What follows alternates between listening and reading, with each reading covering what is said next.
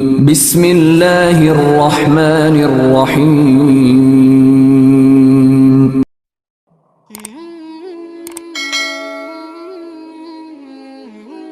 السلام علیکم. Welcome to my channel نبی کا امتی. کیسے ہیں آپ سب؟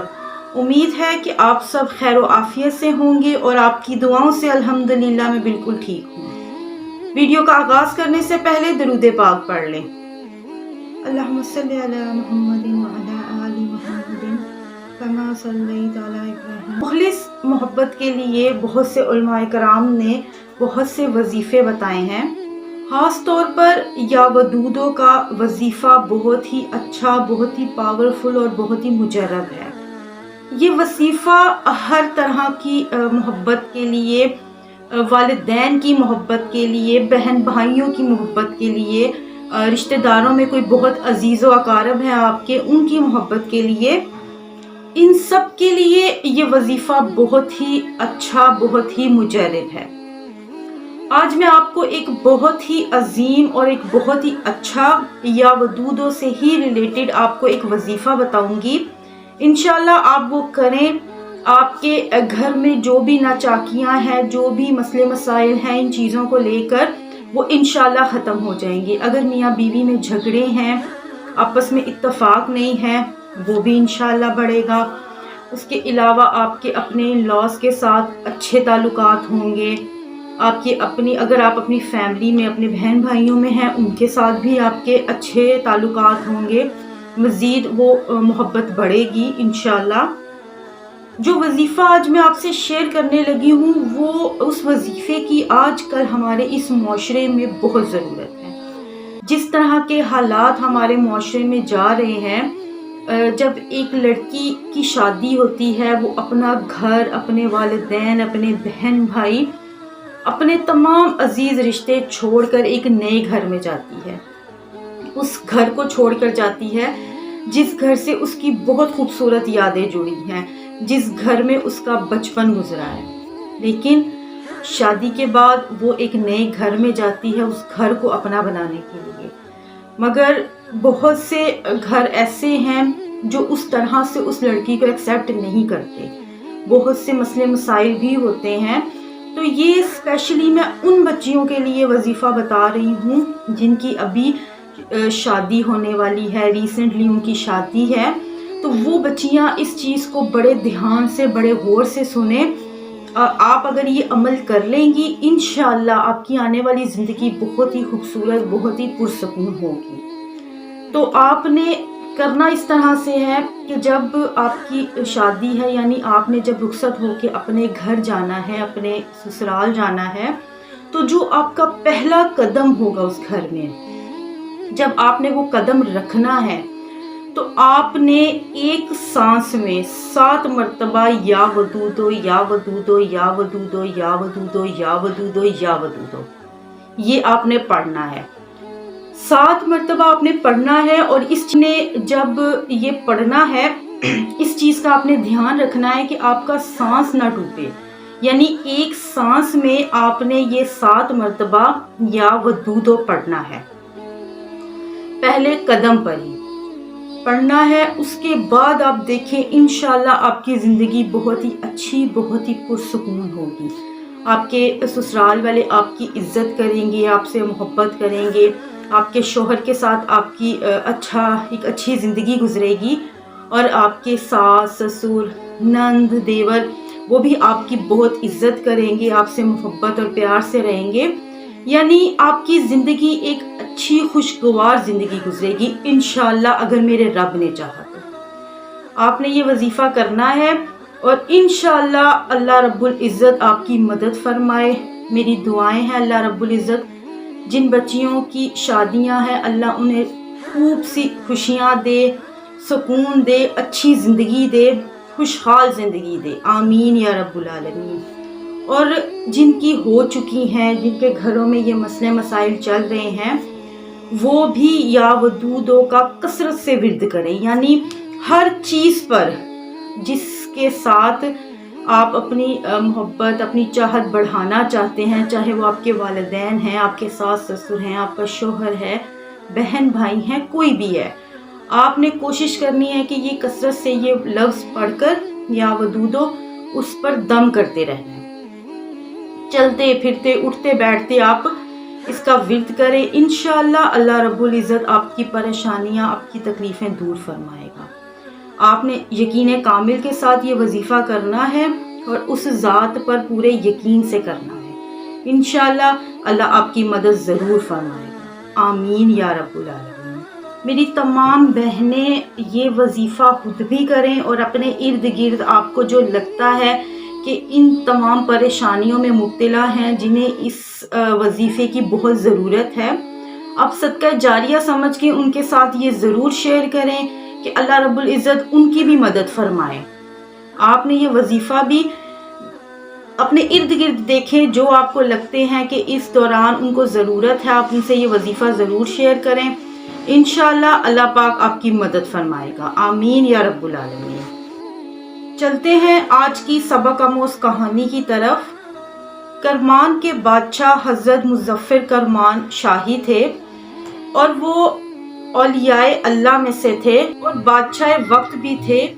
رات ان کی عبادت میں گزرتی تھی اور دن ان کا اللہ کی محلوق کی مدد کرنے میں۔ ان کی ایک صاحبزادی تھی جن سے انہیں بہت محبت تھی اور اپنی بیٹی کی تربیت انہوں نے خاص دینی انداز سے کی۔ عبادت، صبر، تقوی، یہ ساری عادات اس میں تھیں۔ جب بیٹی بڑی ہو گئی تو آپ کو اس کی شادی کی فکر لگ گئی۔ شہزادی کے لیے بہت ہی اونچے اونچے گھرانوں سے رشتے آنے لگے، مگر چونکہ آپ نے اللہ سے لو لگائی تھی، اس لیے آپ کی تمنا تھی کہ جو لڑکا آپ پسند کریں وہ اللہ والا ہو، جو زاہد و عابد ہو، نیک ہو، ایسے لڑکے کی انہیں تلاش تھی۔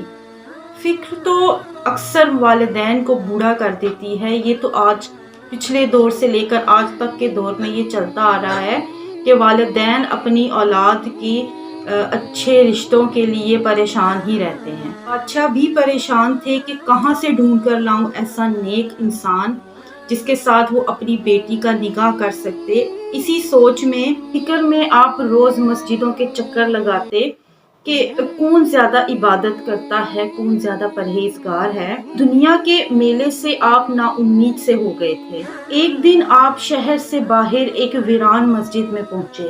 وہاں دیکھا کہ ایک نوجوان عبادت میں مشغول ہے اور اس کے پورے جسم میں کپکپی جاری ہے، آنکھیں آنسوؤں سے تر تھی۔ آپ کافی دیر کھڑے ہو کر اس کو دیکھتے رہے، کب یہ نوجوان عبادت سے فارغ ہو اور اس سے بات چیت کی جا سکے۔ آپ نے اس کی نماز ختم ہونے کا انتظار کیا اور جیسے ہی وہ فارغ ہوا نماز ادا کر کے، تو آپ نے اس سے اس کا حال احوال پوچھا۔ یہ ایک غریب مسکین لڑکا تھا اور چہرے سے نور ہی نور جھلک رہا تھا، لیکن زبان اللہ کی تسبیح سے تر تھی۔ کہنے لگا، غریب ہوں، ایک ہی کمرہ ہے، وہ بھی آدھا گر چکا ہے، آدھا ہی باقی ہے، مالی حالات کچھ صحیح نہیں ہیں، بس کہنے لگا کہ اللہ کا ہی آسرا ہے۔ آپ نے پوچھا شادی ہو گئی ہے؟ تو کہنے لگا کہ مجھ جیسے غریب کو کون اپنی بیٹی دے گا، نہ تو گھر ہے اور نہ کوئی اور آسرا، اور مجھ جیسے غریب کو بھلا کون بیٹی دے گا۔ تو آپ نے کہا کہ اگر کرمان کے بادشاہ کی بیٹی سے تمہارا نکاح ہو جائے۔ انہوں نے کہا کہ اگر یہ رشتہ ہو جائے تو وہ مسکرا کر کہنے لگا کہ بابا غریب لوگوں سے مذاق نہیں کرتے، یہ اور اپنا کام کیجئے، بھلا بادشاہ مجھے اپنی بیٹی کیوں دینے لگا؟ بادشاہ کے دربار میں اور کوئی ایسا شخص نہیں ہے جس سے وہ اپنی بیٹی دے سکے، اور مجھ جیسے غریب اور مسکین کو کیا بادشاہ اپنی بیٹی دے گا؟ اس نے کہا برائے مہربانی آپ جائیے، اور اس نے اپنی انگوٹھی نکال کر دیتے ہوئے اسے کہا کہ تم مجھ سے وعدہ کرو کہ کل تم کرمان کے بادشاہ کے محل میں ضرور حاضر ہوگے، اگر دربان تمہیں روکے تو اسے یہ انگوٹھی دکھا دینا تو وہ تمہیں مجھ تک پہنچا دے گا۔ وہ وعدے کے مطابق وہ نوجوان بادشاہ کے دربار میں حاضر ہوا اور دربان کو وہ انگوٹھی دکھائی اور وہ اسے بادشاہ کے پاس لے گیا۔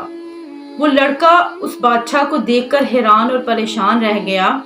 بات والا بزرگ جس سے اس کی بات ہوئی تھی وہ خود بادشاہ ہے۔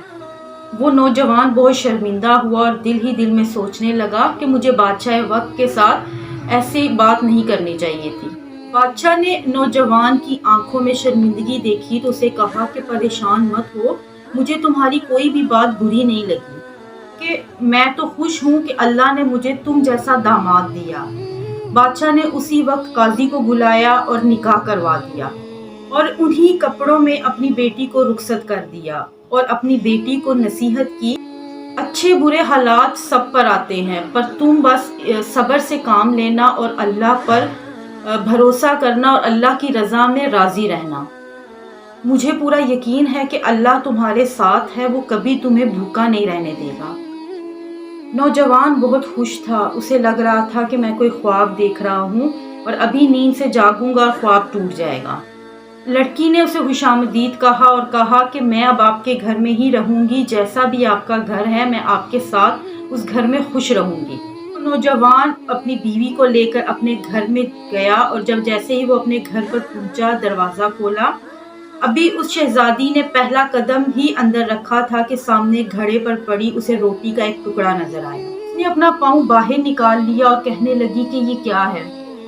उस नौजवान ने कहा कि मेरा खाना पकाने वाला कोई नहीं है, मैंने सहरी के वक्त रोज़ा रखने के लिए एक रोटी पकाई थी, इसलिए आधी रोटी मैंने इफ्तारी के लिए रखी है।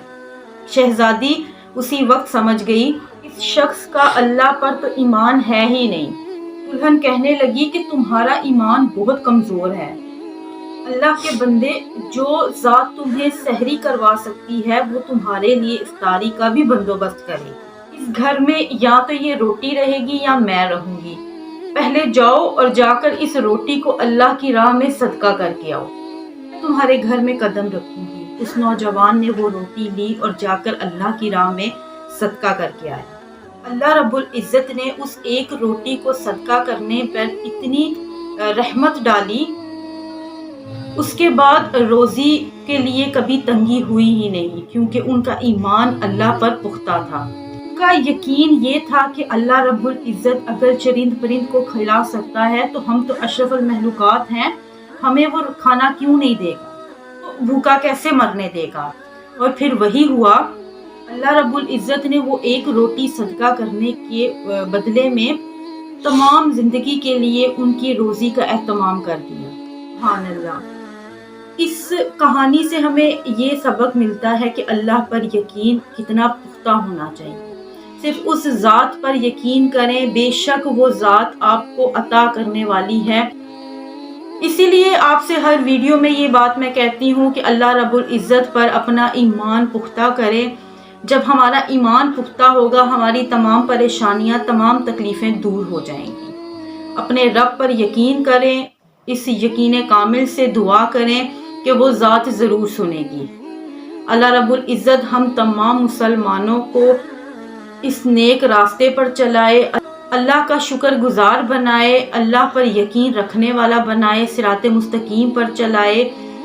आमीन या रब्बुल आलमीन।